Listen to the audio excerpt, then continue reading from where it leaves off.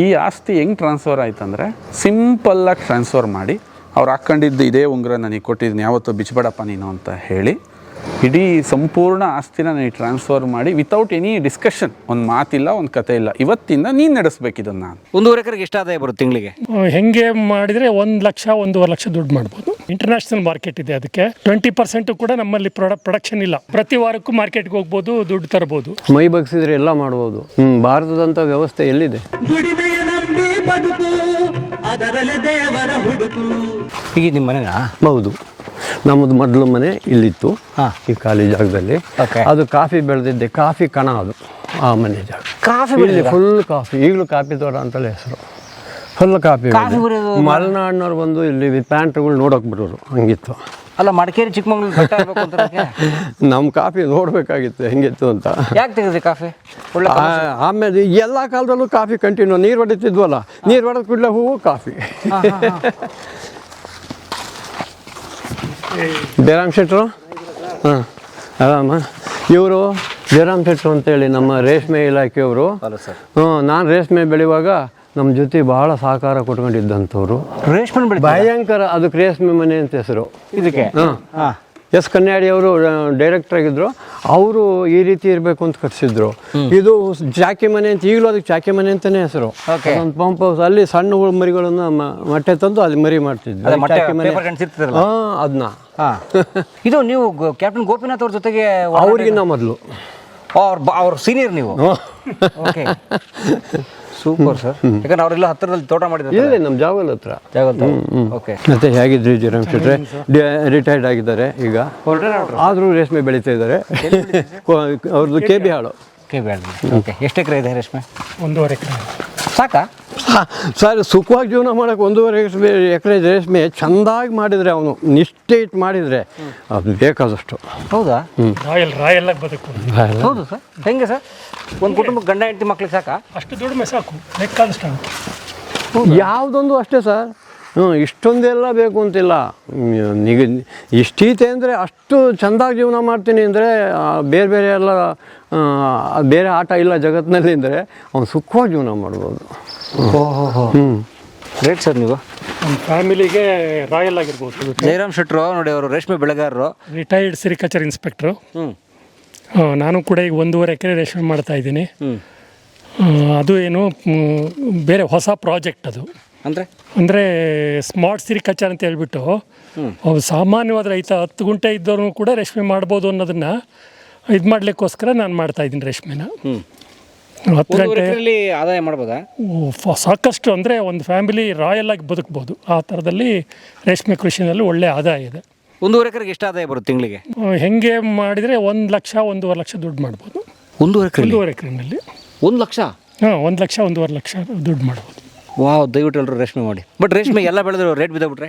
ಖಂಡಿತ ಇಲ್ಲ. International market ಇದೆ, ಅದಕ್ಕೆ 20% ಕೂಡ ನಮ್ಮಲ್ಲಿ ಪ್ರೊಡಕ್ಷನ್ ಇಲ್ಲ ಇಂಟರ್ನ್ಯಾಷನಲ್ಲಿ.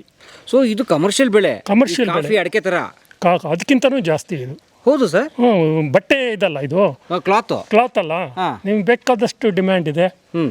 20% ಕೂಡ ನಾವು ಯಾರೂ ಕೂಡ ಇದು ಮಾಡ್ತಾ ಇಲ್ಲ ಇಂಟರ್ನ್ಯಾಷನಲ್ ಲೆವೆಲಲ್ಲಿ. ಇನ್ನು 80% ನಾವು ಬೆಳೆಯೋಕೆ ಅವಕಾಶ ಇದೆ. 80% ಇನ್ನೂ ಡಿಮ್ಯಾಂಡ್ ಬೆಳೆಯೋಕೆ ಡಿಮ್ಯಾಂಡು. Super sir. ಇಲ್ಲ ಅಂತ ಸಿಗ್ತಾ ಇಲ್ಲ ಅಂತ ಹೇಳ್ಬಿಟ್ಟು ಅವ್ರು ಸುಮ್ಮನಿದ್ದಾರೆ ಅಷ್ಟೇ. ಹಂಗಾಗಿ ಬೇಕಾದಷ್ಟು ದುಡಿಮೆ ಮಾಡುವಂಥ ಅವಕಾಶಗಳು ಸಾಕಷ್ಟಿದೆ. ದುಡಿಬೇಕು ಅನ್ನೋದಕ್ಕಿಂತ ಹೆಚ್ಚಾಗಿ ಅಂದರೆ ನಮ್ಮಲ್ಲಿ ಏನಾಗುತ್ತೆ ಅಂದರೆ ಶ್ರದ್ಧೆಯಿಂದ ಮಾಡಬೇಕಷ್ಟೇ. ರೇಷ್ಮೆ ಕೃಷಿನ ನಾವು ಹೆಂಗೆ ಹಸು ಸಾಕ್ತೀವೋ ಅದಕ್ಕಿಂತನೂ ಸುಲಭವಾಗಿ ರೇಷ್ಮೆ ಕೃಷಿ ಮಾಡ್ಬೋದು. ಹೌದು. Okay, very nice. ಮಾಡಿ. ಹಾಗಾದರೆ ಬಹುಶಃ ಸರ್ಕಾರದ ಏನೇನೋ ಸ್ಕೀಮ್ಗಳು ಸಪೋರ್ಟ್ ಕೂಡ ಇದೆ? ಬೇಕಾದ ಸಪೋರ್ಟ್ ಇದೆ. ಸಾಕಷ್ಟು ಸಬ್ಸಿಡಿ ಸ್ಕೀಮ್ಸ್ ಎಲ್ಲ ಇದೆ. ಅದನ್ನೆಲ್ಲ ಬಳಸ್ಕೊಂಡು ರೈತರು ಎಲ್ಲರೂ ಕೂಡ ರೇಷ್ಮೆ ಮಾಡ್ಬೋದು. ನೋಡಿ, ಕಾಫಿ ಬೆಳೆದ್ರೆ ವಾಣಿಜ್ಯ ಬೆಳೆ ವರ್ಷಕ್ಕೊಂದೇ ಬೆಳೆ, ಅಡಿಕೆ ಬೆಳೆದ್ರೆ ವರ್ಷಕ್ಕೊಂದೇ ಬೆಳೆ, ರೇಷ್ಮೆ ಬೆಳೆದ್ರೆ ತಿಂಗಳಿಗೆ ಒಂದೊಂದು ಬೆಳೆ. ತಿಂಗಳಿಗೆ ಅಂತಲ್ಲ, ನೀವು ಒಂದು ವಾರಕ್ಕೊಂದು ಬೆಳೆ ಬೇಕಾದ್ರೂ ಕೂಡ ಮಾಡ್ಬೋದು. Depends on your skill. ಅಂದರೆ ಹೊಲಗಳನ್ನು ಬ್ಯಾಚ್ ಬೈ ಬ್ಯಾಚ್ ಮಾಡ್ಕೊಂಡು ಹೋಗ್ತಾ ಇರ್ಬೋದು. ಸೊ ವಾರಕ್ಕೆ ಪ್ರತಿ ವಾರಕ್ಕೂ ಮಾರ್ಕೆಟ್ಗೆ ಹೋಗ್ಬೋದು, ದುಡ್ಡು ತರ್ಬೋದು. ಸೊ ಮಾರ್ಕೆಟ್ಗೆ ಹಾಕಿದ ತಕ್ಷಣ ಬಂದ್ಬಿಡುತ್ತೆ. ನಮ್ಮದು 20 ದಿವಸಕ್ಕೊಂದ್ಸ 20 ಡೇಸ್ ಒಂದ್ಸು ಮಾರ್ಕೆಟ್. ಇವರು ಮಾಡ್ತಾ ಇದ್ರು ಮುಂಚೆ. ಓಕೆ. ಇಲ್ಲಿ ಚಿಕ್ಕದ ಮರಿ ಇರ್ತಿತ್ತು, ಅಲ್ಲಿ ದೊಡ್ಡ ಹುಳ ಇರ್ತಿತ್ತು. ಸೊ ಅದು ಆಚೆ ಹೊತ್ತು ದೊಡ್ಡದಾಗ ಅಲ್ಲಿ ಹೋಗೋದು, ಇಲ್ಲಿ ಮರಿ ಬರೋದು. ಸೊ ರೊಟೇಷನ್ ದುಡ್ಡು ರೊಟೇಷನ್. ದುಡ್ಡು ರೊಟೇಷನ್ನು. ಸೊ ಆ ಬುದ್ಧಿ ಶ್ರಮ ಇರಬೇಕು. ಕೃಷಿನಲ್ಲಿ ನಾನು ಮುಂದುವರಿತೀನಿ ಅನ್ನೋ ಒಂದು ಡೆಡಿಕೇಶನ್ ಇದ್ದರೆ ಖಂಡಿತವಾಗೂ ರೇಷ್ಮೆ ಕೃಷಿ ಅಂತ ಇಂಟರ್ನ್ಯಾಷನಲ್ ಕ್ರಾಪ್ ಇದ್ದಂಗೆ ಅದು. ನೀವು ಎಷ್ಟು ಮಾಡಿದರೂ ಕೂಡ ಡಿಮ್ಯಾಂಡ್ ಇದ್ದೇ ಇರ್ತದೆ. ಓ ಎಸ್. ಮತ್ತು ಬೆಳೆ ಬೆಳೆದು ಕೊಟ್ಟ ತಕ್ಷಣ ದುಡ್ಡು ಬಂದ್ಬಿಡುತ್ತೆ. ಓ ಒಂದು ದಿನ ಹೇಳ್ತೀನಿ ಕೇಳಿ. ಈಗ ರಾಮನಗರ ಒಂದು ಮಾರ್ಕೆಟ್ ಇದೆ, ಸೌತ್ ಏಷ್ಯಾದಲ್ಲೇ ದೊಡ್ಡ ಮಾರ್ಕೆಟು. ಅಲ್ಲಿ ಪ್ರತಿದಿನ 50,000 kg ಗೂಡು ವಹಿವಾಟಾಗುತ್ತೆ. 50,000 kg ಅಂದರೆ 500 ಟನ್ ಪ್ರತಿದಿನ. ನಮ್ಮ ಹಾಸನಲ್ಲಿದೆ, ಎಲ್ಲ ಕಡೆಲೂ ಇದೆ. ಮೇಜರ್ ಮಾರ್ಕೆಟ್ ರಾಮನಗರ ಇದೆ. ಬಟ್ ರಾಮನಗರದ್ದು ಇಡೀ ಏಷ್ಯಾಗೆ ದೊಡ್ಡ ಮಾರ್ಕೆಟ್. ದೊಡ್ಡ ಮಾರ್ಕೆಟ್. ಅದೇ ಕನಕಪುರ, ಮಾಗಡಿ ಎಲ್ಲ ಕಡೆಲೂ ಇದೆ. ಆದರೆ ರಾಮನಗರ ಇದೆಯಲ್ಲ 50,000 kg ಬರ್ತದೆ ಗೂಡು ಯಪ್ಪ ಒಂದು ದಿನಕ್ಕೆ. ಓಕೆ. ಆದರೆ ಬೆಳೆದ್ರೆ ಇನ್ನೂ 80% ಬೆಳಿಬೇಕು ನಾವು. ಇನ್ನೂ ಬೆಳಿಬೇಕು. 80% ಅಷ್ಟೇ ನಾವು ಇನ್ನೂ ಕೊಡ್ತಾರೆ. ನಮ್ಮಲ್ಲಿ ನಮ್ಮದು ಕಾಂಟ್ರಿಬ್ಯೂಷನ್ ಇಲ್ಲ.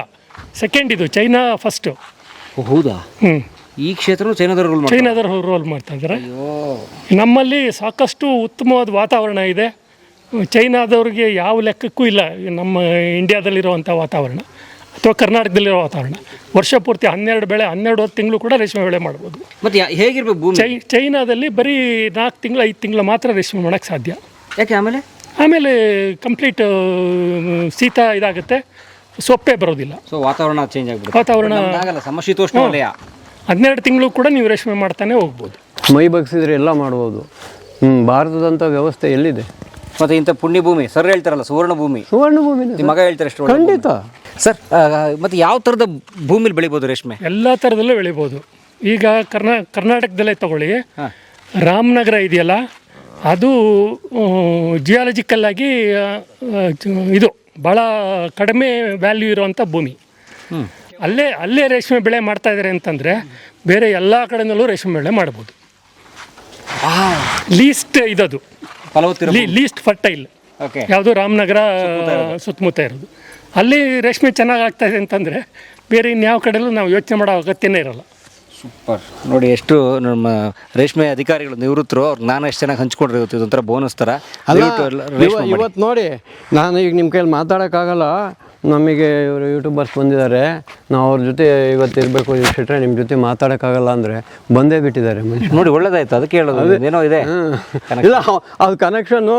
ಅವರು ನಮ್ಮನ್ನು ರೇಷ್ಮೆ ಬಿಟ್ಟು ನಾವು ಎಷ್ಟೋ ವರ್ಷ ಆಯಿತು, ಆದರೂ ನಮ್ಮನ್ನು ಬಿಡೋಂಗಿಲ್ಲ ಅವರು. ನಾವು ಅವ್ರನ್ನ ಬಿಡೋಂಗಿಲ್ಲ. ಹಂಗೆ ರೇಷ್ಮೆ ನಿಮ್ಮಿಬ್ಬರು ಕಚ್ಚಿಬಿಟ್ಟಿದೆ ಹಿಂಗೆ. ಅದು ಕಚ್ಚೋ ಹುಳು ಅಲ್ಲ, ಆ ಹುಳ ಕಚ್ಚೋದಿಲ್ಲ ರೇಷ್ಮೆ. ಬನ್ನಿ. ಅಯ್ಯೋ ಸರ್, ಏನಿದು? ಬಾವಿ. ಅಯ್ಯೋ, ನೋಡೋಕೆ ಭಯ ಆಗ್ತದೆ ನಂಗೆ. ಬೇರೆ ಹೈಟ್ ಫೋಬಿಯಾ ಏನಿಲ್ಲ. ಹಲೋ ಸರ್, ಇವರೇ ಮಾಡಿರುವಂಥ ಬಾವಿ ಇದು. ಕಲ್ಲು ಕಟ್ಟಿರೋದು ಎಲ್ಲ ಬಾವಿ ಕಂಪ್ಲೀಟ್ ಕನ್ಸ್ಟ್ರಕ್ಷನ್ ಅವ್ರದ್ದೇನೆ. ಯಜಮಾನ್ರದ? ಬಟ್ ಇಷ್ಟು ಆಳ ಬಾವಿ ನಾನು ನೋಡೇ ಇಲ್ಲ. ನಾನು ರಾಜ ಮಹಾರಾಜರ ಕಾಲದಲ್ಲಿ ಬಾವಿಗಳು ನೋಡ್ತೀನಿ. ನಾನು ಆ ಕಾಲದಲ್ಲಿ ಇದ್ದಾಗಲೂ ಕೂಡ ಇಲ್ಲಿತ್ತು ನೀರು ಪಕ್ಕದಲ್ಲಿ 8-10 ಅಡಿ ಕೆಳಗಡೆ. ಎಷ್ಟು ವರ್ಷ ಹಿಂದೆ? ಈಗೊಂದು 80s ಅಲ್ಲಿ. ಈಗೊಂದು 2 ತಿಂಗಳಲ್ಲೂ ಕೂಡ ನೀರಿತ್ತು. 79-80 ಬರುತ್ತೆ ನೀರು. 79-80 ಇಲ್ಲಿತ್ತು ನೀರು. ಬೇಸಿಗೆ ಬೋರ್ಗಳೆಲ್ಲ ಸ್ಟಾರ್ಟ್ ಆಗ್ತಾವಲ್ಲ, ಈಗ ಬೋರಲ್ಲೆಲ್ಲ ಅಂತರ್ಜಲ ಎಳೀತದೆ. ಡೀಪಿಂದ ಎಳೆಯೋದ್ರಿಂದ ಸೈಡ್ ಸೀಪೇಜ್ ಹೋಗ್ಬಿಡುತ್ತೆ. ಈಗ ನೀವು ನೋಡಿ, ಅಲ್ಲಿರೋ ಭೂಮಿ ಊರಿಂದು ಕೋಡಿಹಳ್ಳಿ ಭೂಮಿ ಮಾರ್ಕೊಂಡು ಇಲ್ಲಿಗೆ ಬಂದ್ರಲ್ಲ ಒಟ್ಟಿಗೆ, ಆಗ ತೋಡ್ಕೊಂಡ್ರೋ ಬಾವಿ ಇದು. 50 ಎಕರೆ ಸಾಲ್ತಿತ್ತ ಇದು?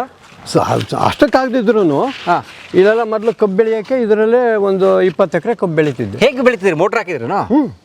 ನೋಡಿ, ಅಲ್ಲಿ ತೂತ ಇದೆಯಲ್ಲ, ಅಲ್ಲಿಂದ ಪೈಪ್ ಹಾಕ್ಬಿಟ್ಟು ಇದ್ರ ಒಳಗಡೆ ಕೆಳಗಡೆ ಡೌನ್ ಗಿಳಿಸಿ. ಯಾಕೆ ಅಂದರೆ ಡೀಸೆಲ್ ಪಂಪು 25 ಅಡಿಗಿನ್ನ ಮೇಲೆ ಎತ್ತಲ್ಲ. ಇದೆಷ್ಟು ಅಡಿ ಸೆಕ್ಷನ್? ಇದು 32 ಅಡಿ. ಅಯ್ಯೋಯಪ್ಪ. ಅದಕ್ಕೆ ಅಲ್ಲಿ 7 ಅಡಿ ಕಟ್ ಮಾಡಿ 7 ಅಡಿ ಕೆಳಗೆ ಮೋಟ್ರ್ ಇಟ್ಟಿದ್ದೆ.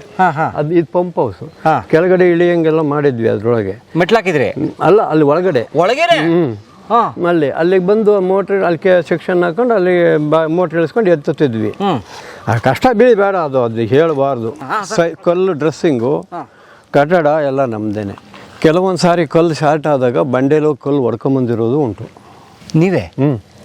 ನಾನು ಕಲ್ಲು ಕೆಲಸ ಮಾಡ್ತೀನಿ. ಗುಡ್ಡದಲ್ಲಿ ಕಲ್ಲು ಕೆಲಸ ಮಾಡ್ತೀನಿ. ಹೆಂಗೆ ಕಲ್ತ್ರಿ? ಹೊಟ್ಟೆ ಸಾರ್ ಕಲಿಸುತ್ತೆ. ಅಷ್ಟೊಂದು ಜನಕ್ಕೆ ಜೀವನಕ್ಕೆ ನಿತ್ಯ ದುಡ್ಡು ಕೊಡ್ಬೇಕಲ್ಲ, ಏನು ಮಾಡೋದು? ಕಲೀಲೇಬೇಕು. ಸೊ ಅನಿವಾರ್ಯತೆ ನಮ್ಗೆ ಕಲಿಸುತ್ತೆ. ಎಲ್ಲ ಕಲಿಸುತ್ತೆ. ಅನಿವಾರ್ಯತೆ ಒಡ್ಕೋಬೇಕು ನಾವು. ವುಡ್ ವರ್ಕ್ ಮಾಡ್ತಿದ್ದೆ ಪೂರ್ತಿ. ಫರ್ನಿಚರ್ ಕೆಲಸ ಎಲ್ಲ ಮಾಡ್ತಿದ್ದೆ. ಅಂಗಡಿಗೆ ಹೋಗಿ ಪ್ರತಿಯೊಂದು ಸಾಮಾನುಗಳು ತಂದು ಇನ್ಸ್ಟ್ರೂಮೆಂಟ್ಸು ತಯಾರು ಮಾಡ್ಕೊಂಡು ಇಲ್ಲಿ ನಾವು ಮಾಡ್ತಿದ್ವಿ. ನಮ್ಮದೇ ಕುಲುಮೆ ಸ್ವಂತ. ಇವ್ರು ಮಾಡದೇ ಇರೋ ಕೆಲಸ ಕಸಬೇ ಇಲ್ಲ. ನಮ್ಮದೇ ಕುಲುಮೆ ಇಲ್ಲೇ ಹಂಗೆಲ್ಲ ಮಾಡ್ತಿದ್ವಿ ಆ ಕಾಲಕ್ಕೆ. ಅಲ್ಲಿ ಮನೆ ಇತ್ತು ಹಳೇದು, ಇವ್ರು ನೋಡಿದ್ರು ಆ ಮನೇಲೆ ದೊಡ್ಡ ಮನೆ ಎಲ್ಲ ಪೂರ ಬೇಸ್ಮೆಂಟಿಂದ ಹಿಡಿದು ರೂಪಿಂಗ್ವರೆಗೂ ನಾನೇ ಮಾಡಿದ್ದು. ಅದು ಕಂಪ್ಲೀಟ್ ಸ್ಟ್ರಕ್ಚರ್ ಕಾರ್ನಿಸ್ ವರ್ಕ್, ವುಡ್ಡಲ್ಲಿ ಕಾರ್ನಿಸ್ ವರ್ಕ್ ಕೂಡ ಮಾಡ್ತಿದ್ದೆ. ಟೈಮ್ ಸಾಕಾಗ್ತಿರ್ಲಿಲ್ಲ. ದೇವ್ರೆ, ಇದು ಒಂದು ಕಲ್ಲು ಡ್ರೆಸ್ ಮಾಡಬೇಕು ಅಂದರೆ ಡ್ರೆಸ್ಸಿಂಗ್ ಅಂದ್ರೆ ರಫ್ ಕಲ್ ತಂದು ಈ ಥರ ಸ್ಕ್ವೇರ್ ಮಾಡೋದು, ಎಲ್ಲ ಡ್ರೆಸ್ ಮಾಡಬೇಕು. ಸರ್ ಯಾರು ಸರ್ ಇವರು ಮೇಡಮ್? ನಮ್ಮ ಮನೆಯವ್ರು, ನಮ್ಮ ಯಜಮಾನ್ರು.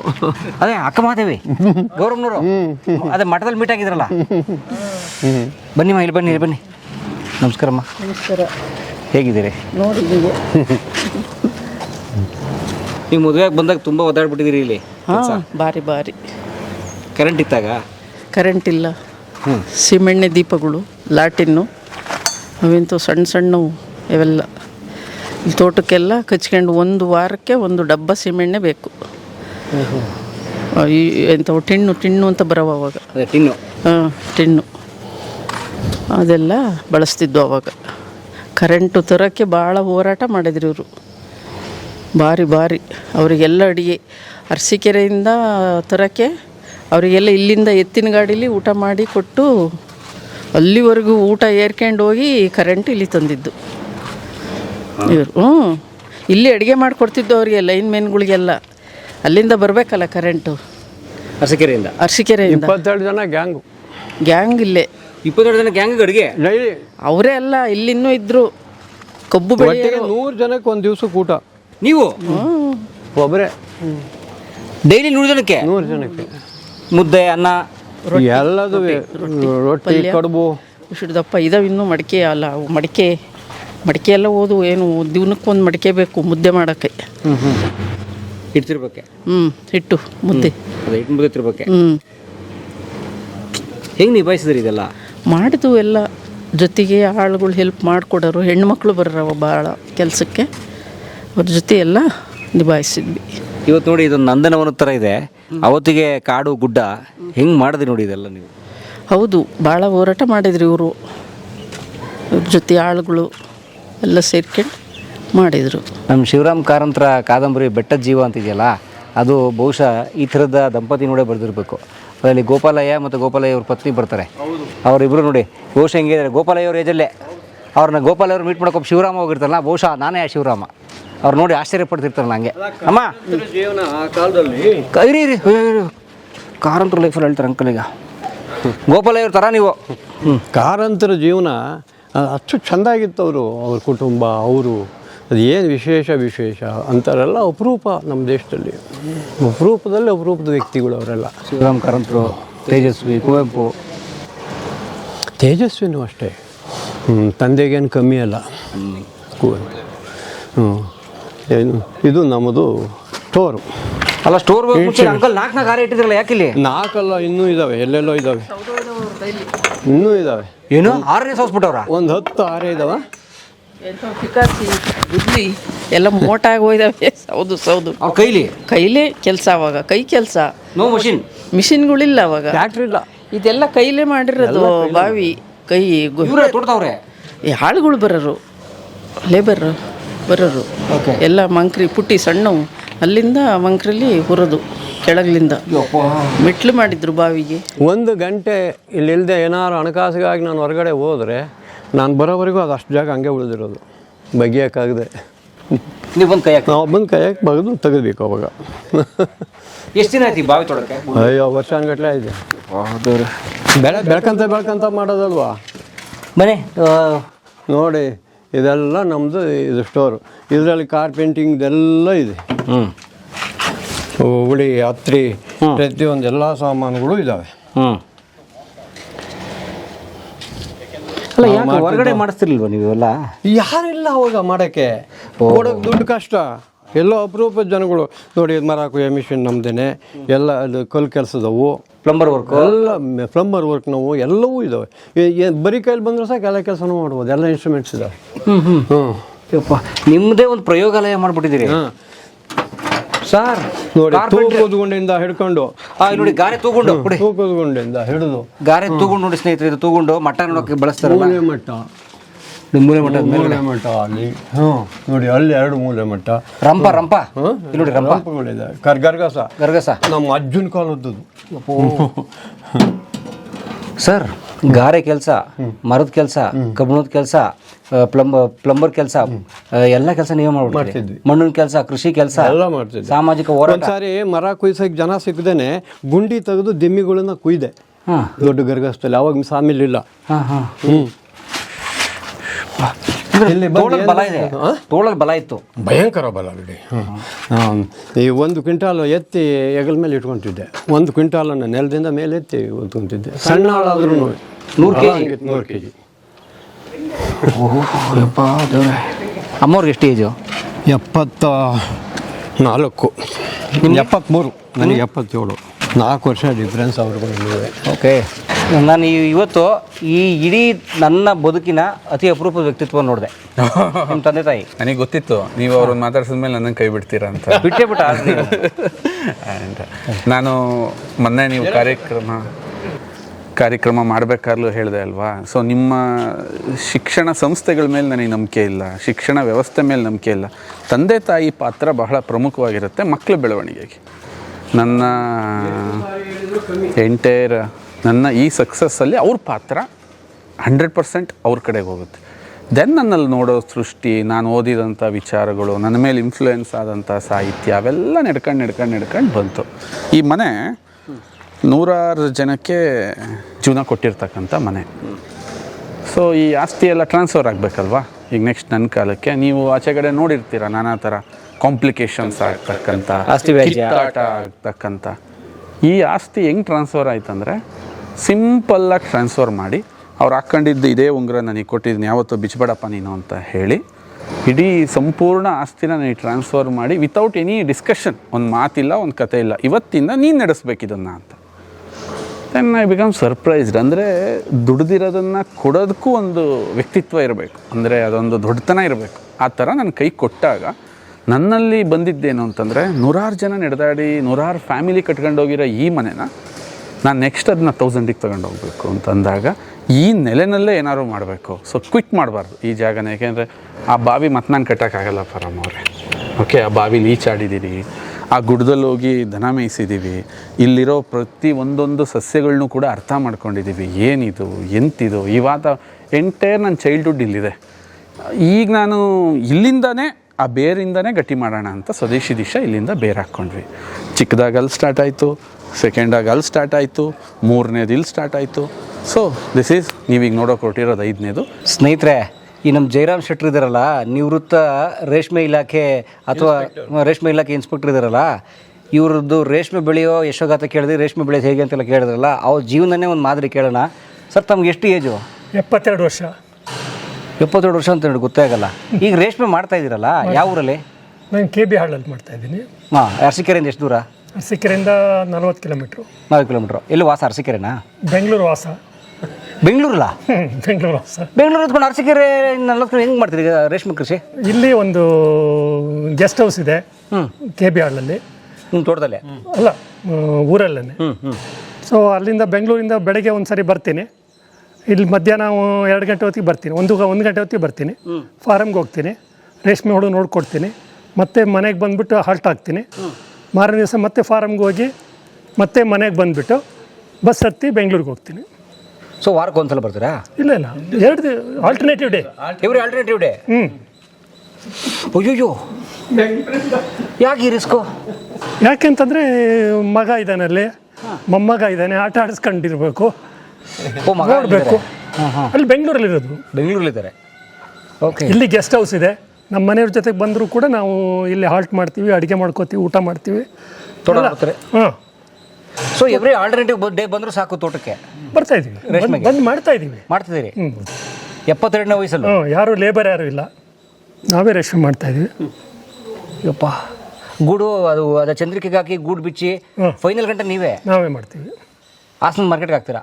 ಹಾಸನ ಮಾರ್ಕೆಟು ಇಲ್ಲ ಇದು ರಾಮನಗರ ಮಾರ್ಕೆಟ್. ದಿನ ರೈಲು ಎತ್ಕೊಂಬತ್ತಾರೆ ನೋಡಿ ಸರ್. ಅಪ್ಪ ಎಷ್ಟು ಕಿಲೋಮೀಟ್ರ್ ಟೋಟಲ್ ನಿಮ್ಮ ಊರಿಂದ ಬೆಂಗಳೂರು? ಹೆಚ್ಚು ಕಮ್ಮಿ 225 ಕಿಲೋಮೀಟ್ರು, 230 ಕಿಲೋಮೀಟ್ರ್. ಕೃಷಿ ಮಾಡೋರಿಗೆಲ್ಲ ಮಾದರಿ ನೋಡಿ ಇವರು. ಯಾರಿಗೆ ನನ್ನ ತೋಟ ದೂರ ಇದೆ ಹೋಗಲ್ಲ ಅಂತಾರಲ್ಲ ಅವ್ರಿಗೆಲ್ಲ ಒಂದು ಮಾದರಿ ಇವರು. ಸರ್ 2,000 ಕಿಲೋಮೀಟ್ರ್ ದೂರಕ್ಕೆ ಫ್ಲೈಟಲ್ಲಿ ಹೋಗಿ ಬರ್ತಾರೆ ಸರ್ CEO ಕೆಲವರು. CEO ಕೆಲವರು 2,000 ಕಿಲೋಮೀಟ್ರ್ ದೂರನ ಡೈಲಿ ಆಫೀಸಿಗೆ ಹೋಗ್ಬಿಟ್ಟು ಬರ್ತಾರೆ ಫ್ಲೈಟಲ್ಲಿ. ಬಾಂಬೆಗೆ, ಕಲ್ಕತ್ತಾ. ಅಲ್ಲ ಇಂಟರ್ನ್ಯಾಷನಲ್ ಲೆವೆಲಲ್ಲಿ. ಹಾಂ. ಹಾಗಾಗಿ ನಾವು 200 ಕಿಲೋಮೀಟ್ರ್ ಬರೋದು. ಮತ್ತು ನೀವು ಡ್ಯೂಟಿಲಿದ್ದಾಗಲೂ ಒಳ್ಳೆ ಕಡಕ್ಕಾಗಿದ್ದೀರೇನೋ. ಹೌದು, ಅದರಲ್ಲಿ ಹೆಂಗಿದ್ರು ಸರ್ ಇವರು ಡ್ಯೂಟಿಲಿದ್ದಾಗ ಹೇಳಿ ಸರ್? ಡ್ಯೂಟಿಲಿದ್ದಾಗ ಟೈಮ್ ವೇಸ್ಟೇ ಮಾಡಿಲ್ಲ ಮನುಷ್ಯ ಒಂದಿನ. ಪುಕ್ಸಟ್ಟೆ ಸಂಬಳ ಅಂತೂ 1 ನಯಾ ಪೈಸನೂ ತಿಂದಿಲ್ಲ. ರೂಪಾಯಿ ಅಲ್ಲ, ಸರ್ಕಾರದ 1 ನಯಾ ಪೈಸನೂ ತಿಂದಿಲ್ಲ. ಆ ಕೊಟ್ಟಂಥ ಸಂಬಳಕ್ಕೆ 10 ಪಟ್ಟರು ಕೆಲಸ ಮಾಡಿದ್ದಾರೆ ಹಾನೆಸ್ಟಾಗಿ. ರೈತರ ಮನೆ ಹತ್ರ ತಿರುಗಿ ಯಾಕೆ ಹಿಂಗಾಯಿತು, ಈ ಬೆಳೆಗೆ ಯಾಕೆ ಈ ತೊಂದರೆ, ಹಿಂಗೆ ಮಾಡಿದ್ರೆ ಹೆಂಗೆ, ಹಂಗೆ ಮಾಡಿದ್ರೆ ಹೆಂಗೆ, ಬರೀ ರಿಸರ್ಚ್ ಮೈಂಡು. ಆಮೇಲೆ 15 ವರ್ಷ ಪಾಠ ಮಾಡಿದ್ದೀವಿ ಸುಲಭ ಮಾಡಬೇಕು, ರೈತರಿಗೆ ಎಷ್ಟು ಈ ರೀತಿ ಮಾಡಿದ್ರೆ ಎಷ್ಟು ಸುಲಭ ಆಗುತ್ತೆ ಅಂತ ಹೋರಾಟ ಮಾಡಿದಂಥ ವ್ಯಕ್ತಿ ನಮ್ಮ ಜೊತೆಲೆಲ್ಲ ಭಾಳ ಒಳ್ಳೆಯವರು.